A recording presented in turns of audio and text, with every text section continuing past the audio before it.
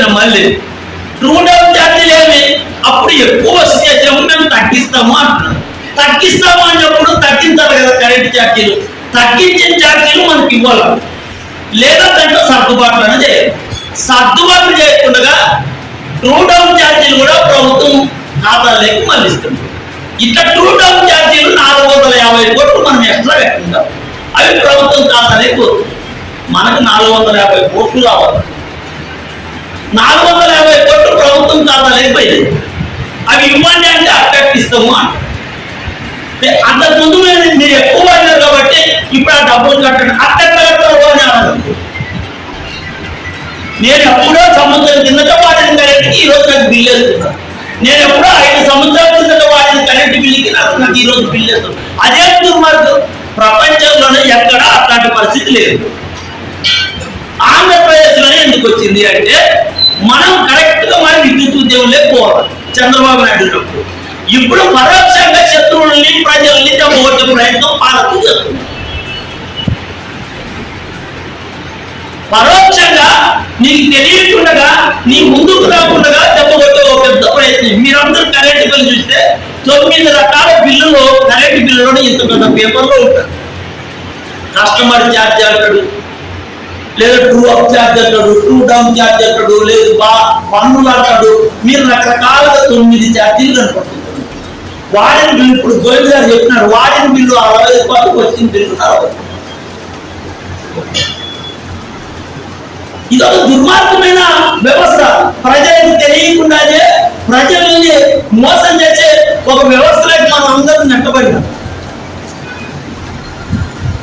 ఇప్పుడు ఫైనల్ గా ప్రభుత్వం ఏమనుకుంటుంది, మీరు డబ్బును పే చేస్తే సెల్కి రీఛార్జ్ ఎక్కడ చేసుకుంటాం అక్కడ రీఛార్జ్ చేస్తేనే మీ ఇంట్లో కరెంట్ ఉంటుంది, లేకపోతే కరెంట్ ఉంటుంది.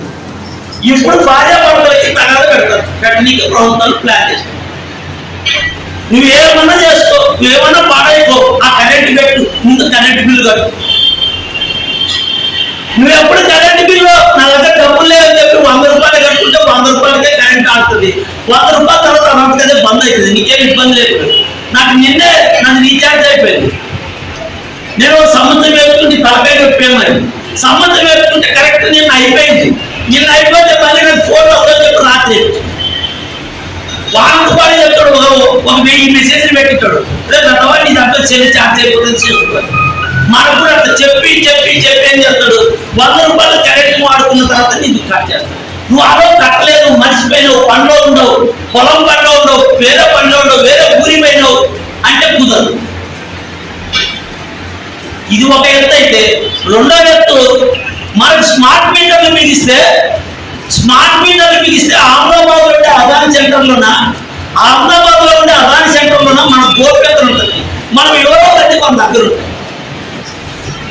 ఆంధ్రప్రదేశ్ లో 2 కోట్ల మంది వినియోగదారుల వివరాలన్నీ అదాని దగ్గర ఉంటాయి.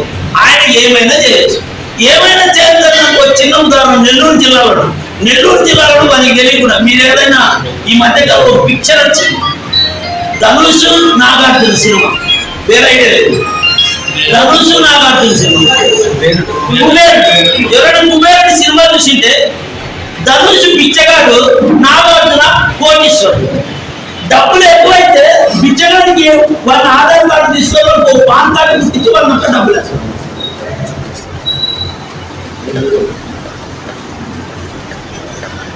బిచ్చగాని ఆధార్ కార్డు, బిచ్చగాని పాన్ కార్డు గుర్తించి వాళ్ళంతా అకౌంట్లో డబ్బులు వేస్తారు. ఎప్పుడైనా భద్రంగా ఉంటుంది నీకు డబ్బులు వేసారని చెప్పాడు. వాళ్ళ ఆధార్ కార్డు, వాళ్ళ పాన్ కార్డు వాళ్ళు ఏం చేస్తాడు, వాళ్ళ దగ్గర పెట్టుకుంటాడు, ఎప్పుడు వీళ్ళే తప్పు చేసుకుంటాడు. వాళ్ళ దగ్గర కోట్లు ఉంటే నీకెట్లా కోట్లు అయితే బిచ్చగాని వెతుక్కుంటా ఇన్కమ్ ట్యాక్స్ అధికారులు పోతే అసలు నాకు ఏం తెలియదు, నేను పలానా వ్యక్తికి తిట్టి నేను ఇవి ఇచ్చినాను, నాకేం తెలియదు అంటే ఆ పలానా వ్యక్తి ఎవరో కనుక్కోవడానికి ఇబ్బంది. కష్టపడి కనుక్కుంటే కుబేరుడి దగ్గర వస్తుంది, నాగార్జున దగ్గర. ఇది నెల్లూరు జిల్లాలో సేమ్ అది సినిమా నిజ జీవితంలో జరిగింది. ఒక రిక్షా కార్మికుడు 50 లక్షలు తీసుకున్నట్టు ఆధార్ కార్డు తీసుకుని 50 లక్షలు తీసుకున్నట్టు బ్యాంకులో. ఒక రిక్షా కార్మికుడు 50 లక్షలు ఎక్కడ తీసుకుంటాడు, 50 లక్షలు ఎంత కూడా చేస్తారు.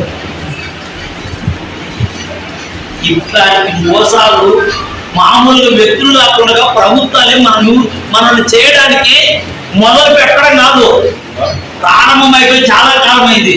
మనం మేల్కొనుకోకపోతే భవిష్యత్తులో చాలా చాలా చాలా కష్టాలు వస్తున్నాయి. మనం ఇప్పటికే పర్మనెంట్ ఉద్యోగాలు లేకుండా నిరుద్యోగులు అలాగే ఆకలి వేస్తున్నారు. ఉద్యోగాలు పేర్కొంటే చిన్న చిన్న ఉద్యోగాలు 10,000 12,000 చాలా ఒక దుర్మార్గమైన ఒక దౌర్భాగ్యమైన పరిస్థితులకు మనం నెట్టబడినాము. 10,000 ఇచ్చిన చాలు అనుకునే పరిస్థితులకు మనం నెట్టబడినాము.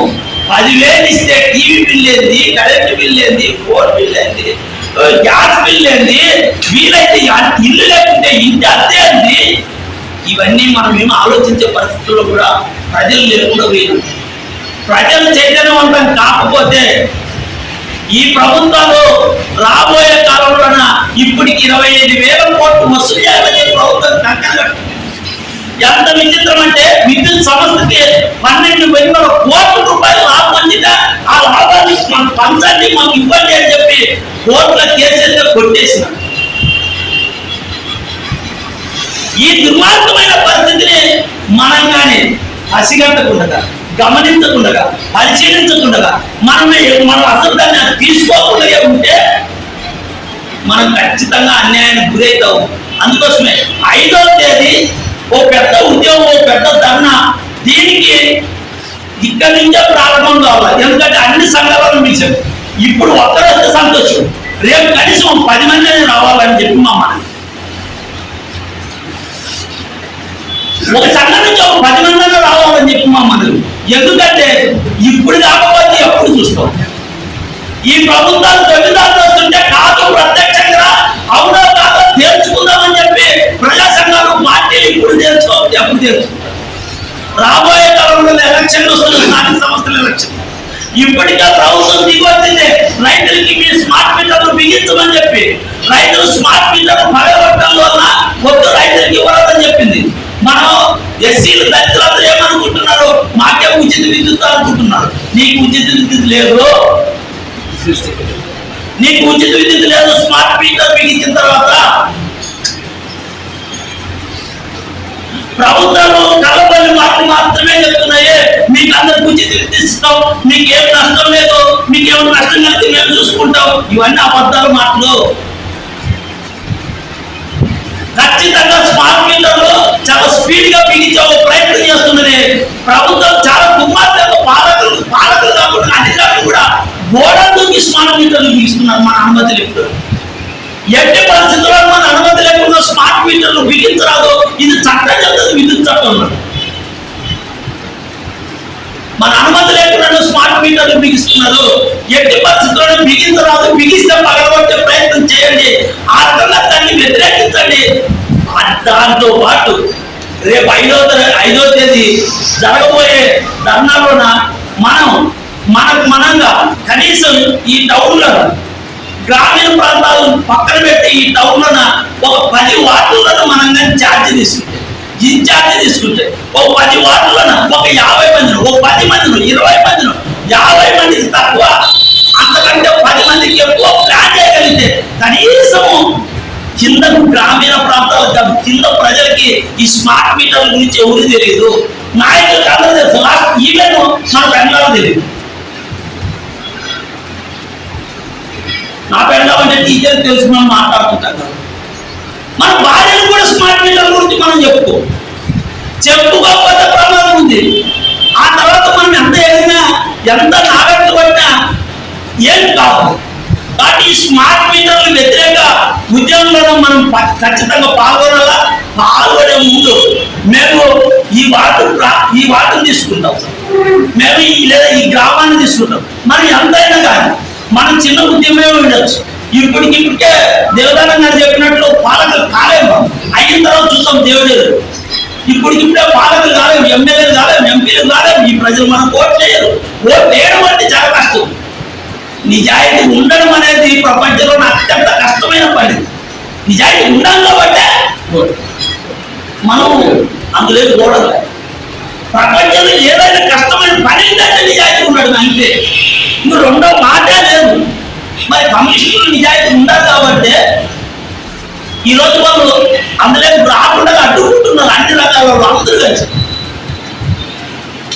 కాబట్టి మనం ఒక 5 మంది నుంచో 10 మంది నుంచో మనం మన ప్రాంతంలో చెప్పే ప్రయత్నం ఇప్పుడైనా ఈ టౌన్ లో ఒక 10 వార్డులకి ఇన్ఛార్జ్ తీసుకెళ్ళి సార్ మేము ఈ వార్డు తీసుకుంటాం, లేదు మా సంఘం నుంచి ఈ వార్డు తీసుకుంటాం, మేము ఈ వార్డు నుంచి ప్రచారం చేస్తాం, ఒక కరపత్రం వేస్తాం, కరపత్రం వేయడానికి నేను సహకరిస్తాను, మీరు మీకు తోచిందంటే చేయండి.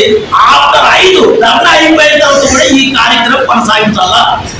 ఈ కార్యక్రమాన్ని కొనసాగించకపోతే ఈ కూటమి ప్రభుత్వం మరోసారి మనల్ని మోసం చేసే ఒక పెద్ద ప్రయత్నం జరుగుతుంది. రాష్ట్ర వ్యాప్తంగా అన్ని పార్టీలు అన్ని ప్రజా సంఘాలు కలిసి మరో విద్యుత్ పోరాటానికి పిలుపునిచ్చే ఒక అవకాశం ఉంది. ఆ విద్యుత్ పోరాటం కూడా ఎమ్మెల్యే వైపు నుంచి గతంలో మనం తక్కువ మంది వేరామా ఎక్కువ మంది వేరామా అనేది పక్కన పెట్టి ఎమ్మెల్యే నుంచి ఎక్కువ మంది మరో విద్యుత్ పోరాటానికి కలగాలంటే ఎక్కువ మందిని చైతన్యవంతం చేయాలా, ఎక్కువ మందికి విషయాలు తెలియాలా. ఆడలు చెప్పండి, గంటకు మీటర్ అంటే తంతరు బయటకు వస్తారు, పగలకు మీటరు రాత్రికి మీటరు సాయంత్రం రీడింగ్ అంటే వాళ్ళు ఆడవాళ్ళు బయటకు వస్తారు. యానాపురం చెప్పింది ధ్యానం ప్రపంచంలో ఎక్కడ లేని విధానం ఆంధ్రప్రదేశ్ లో మొదలు పెట్టున్నారు. ప్రపంచంలో ఎక్కడ లేని విధానం అమెరికాలో లేదు, ఇంగ్లాండ్లో లేదు, రష్యాలో లేదు, చైనాలో లేదు, జపాన్లో లేదు, ఇంకో దేశంలో లేదు, ఇంకో దేశంలో ఈ దేశంలో ఈ రాష్ట్రంలో ఎందుకుందంటే నరేంద్ర మోడీ చేస్తున్నాడు. చాలా దుర్మార్గం. వీళ్ళందరూ ఒకటే, జగన్ అయినా చంద్రబాబు అయినా జగన్ అయినా మోడీ అయినా జగన్ అయినా ఇంకోడైనా జగన్ అయినా ఇంకోడైనా వీళ్ళందరూ ఒకటే. 1750 కోట్లు అంతం తీసుకున్న జగన్ ని ఈ ప్రభుత్వం ఎందుకు అరెస్ట్ చేయడం లేదు? ఈ ప్రభుత్వం ఎందుకు చర్యలు తీసుకోవడం లేదు? ఎందుకు ఆ ఒప్పందాన్ని రద్దు చేయడం లేదు? షిరిడి సాయి విద్యుత్ సంస్థ ఉన్నది ఈ రాష్ట్రాన్ని మొత్తం విద్యుత్ మీటర్లు అన్ని విద్యుత్ సంబంధించిన